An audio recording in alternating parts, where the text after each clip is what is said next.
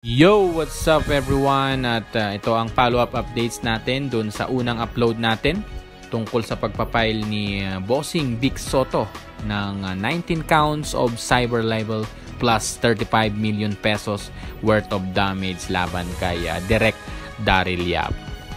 At syempre ito ay preliminary pa lamang. Ibig sabihin nasa unang proseso pa lang sila ng pagpa-file ng kaso at binigyan ng order si Daryl Yap na sumagot within 5 days. At syempre, kukuha siya ng kanyang abogado at ang kinuha niyang abogado, walang iba si Attorney Fortun bilang abogado niya. May sagot agad na sinabi ni Attorney Buko.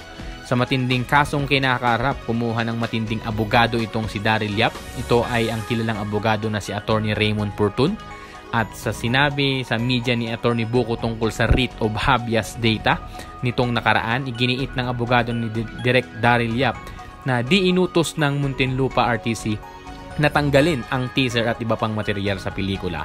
Ayon kay Attorney Raymond Fortun, ang iniutos ng korte ay magsumite sila ng mga dokumentong may kinalaman sa reklamo ni Vic Soto. So, yun yung clear na balita doon sa nilabas nila. Kasi alam naman natin yung mga social media at mga vlogger ay talagang they easily prejudge at sasabihin agad nila ng 35 million, damage 20 million, ganito, pero hindi pa yon matatapos doon. Siyempre may korte pa, may due process pa, magta-trial pa sila.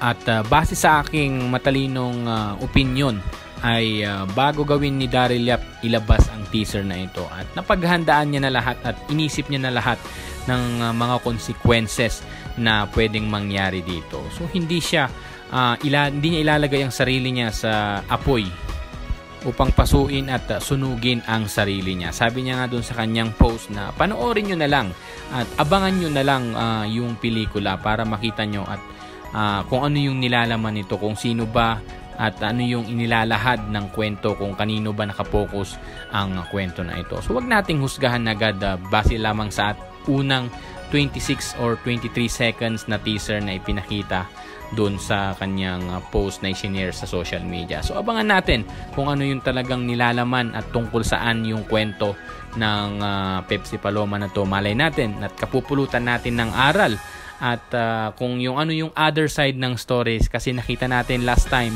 na ipinost niya na nakasama niya yung kapatid at nanay ni Pepsi Paloma na taga Olongapo din dahil siya ay taga Olongapo. So hanggang dito na lang muna ang ating follow-up trending news update for today at abangan natin yung paglabas dito sa Wednesday at pagsagot nila sa korte doon sa ipinail na kaso ni Vic Soto doon sa Muntinlupa Regional Trial Court. So hanggang dito na lang muna ang ating vlog for today and peace out yo!